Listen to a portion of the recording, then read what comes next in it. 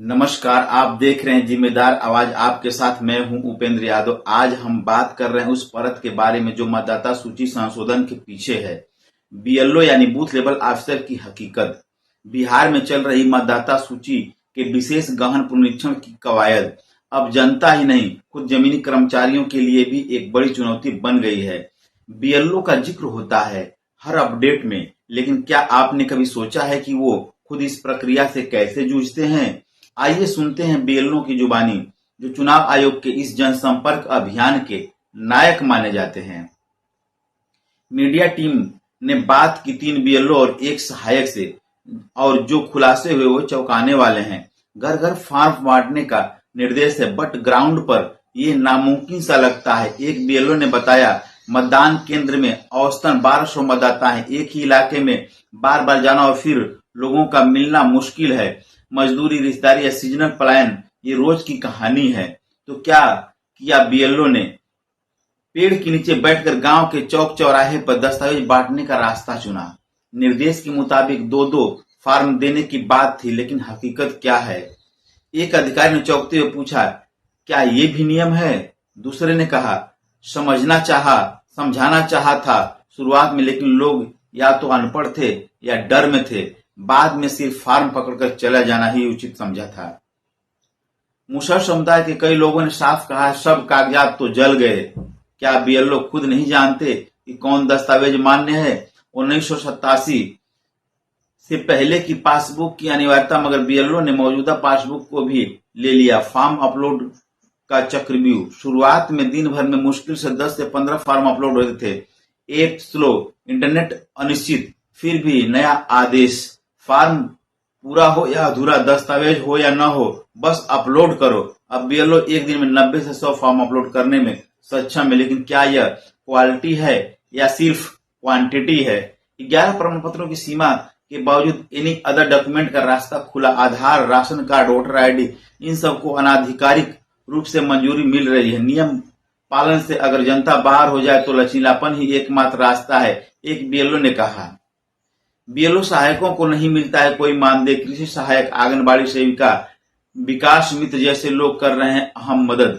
एक सहायक ने कहा, हमने क्षेत्र के लोगों से जुड़ाव के कारण मदद की, पर बदले में कुछ नहीं मिला। एक चौंकाने वाला खुलासा, एक बीएलओ खुद उत्तर प्रदेश के रहने वाले हैं, जो बिहार के इलाके में अभी नए नए पोस्ट हुए हैं। ऐसे में स्थानीय सहायकों का सहयोग ही असली कड़ी है। शुरुआत में मुस्लिम समुदाय में फार्म को लेकर डर था, उन्हें लग रहा था एनआरसी है, लेकिन धीरे धीरे माहौल बदला। अब ज्यादातर लोग फार्म भर रहे हैं।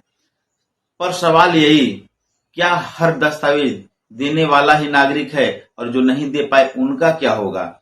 एक कृषि सहायक का संदेह, ड्राफ्ट लिस्ट में बिना दस्तावेज वालों के नाम शायद न जुड़े, या फिर 2003 की लिस्ट से माता पिता की एंट्री ही आधार बने। बीएलओ ने माना 40 से 50 मृत लोगों के नाम अब भी वोटर लिस्ट में दर्ज हैं। सवाल, क्या ये पहले नहीं हट सकते थे?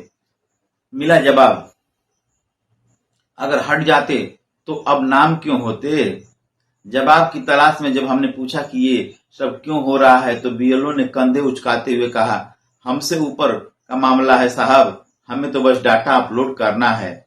लेकिन यह डाटा दौड़ भी एक प्रतिस्पर्धा है, दबाव रहता है ज्यादा अपलोड करने का, पीछे न रहने का, शिकायत न झेलने का, कोई फॉर्म छूटे नहीं, बस यही मिशन है। तो सवाल यह है, क्या एक ईमानदार बीएलओ बिना संसाधन, बिना तकनीकी ट्रेनिंग और बिना मानदेय के इस लोकतांत्रिक जिम्मेदारी को निभा सकता है? क्या दस्तावेजों के भार में किसी का अधिकार नहीं कटेगा? क्या एक सिर्फ छटनी है? क्या यह सिर्फ एक छटनी है या एक चयन प्रक्रिया? हम रहेंगे आपके साथ हर गांव गली की आवाज को लाने के लिए, क्योंकि लोकतंत्र की बुनियाद वोटर है और वोटर तक पहुंचने का सेतु बीएलओ है। चुनाव से एन पहले वोटर लिस्ट की नई छटाई, क्या यह सामान्य प्रक्रिया है या फिर कोई विशेष रणनीति? बरगद के चबूतरे पर बैठे जेपी आंदोलन के सिपाही और वरिष्ठ रंगकर्मी अशोक मानव और उनका सीधा सवाल है, इतना चुनाव नजदीक है, बस इस सब की जरूरत क्यों? अशोक मानव कहते हैं, जब आधार कार्ड ही सब कुछ है तो फिर ये बार बार नई मांगे क्यों? क्या अब जमीन नहीं तो देश भी छोड़ दें? बक्सर से आए हुए राहुल सिंह अपनी बहन को एग्जाम दिलाने पहुंचे थे, लेकिन परेशान है इस चुनाव की गहमागहमी। सरकार की नीति आम आदमी को समझ से बाहर है, बैंक खाता तक नहीं है, अब क्या दें। निर्वाचन आयोग का ताजा आदेश, बीएलओ घर घर जाकर गणना पत्रक दे रहे हैं। 25 जून से 26 जुलाई तक फॉर्म जमा, 11 में से एक दस्तावेज अनिवार्य, 1 अगस्त ड्राफ्ट वोटर लिस्ट, 30 सितंबर अंतिम प्रकाशन। लेकिन इस पूरी प्रक्रिया पर अब उठ रहे हैं गंभीर सवाल। सासाराम से आए छात्र राजदीप कुमार कहते हैं, लगता है जैसे जनता को तंग करने का नया तरीका ढूंढा गया है।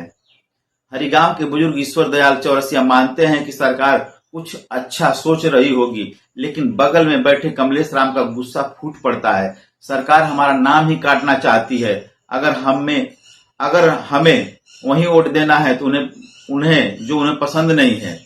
हरिजन टोला हरिगांव 75 वर्षीय जवाहिर राम की एकांकी जिंदगी और सरकार पर पूरी निर्भरता। बच्चे अलग हो गए, सरकार ही मेरा सहारा है। राशि देवी और पार्वती देवी गोबर के गोईठे पाते हुए कहती हैं, बार बार ये सब बदलाव से टेंशन होता है। सरकार रहने देना चाहती है या कहीं भेज देना चाहती है।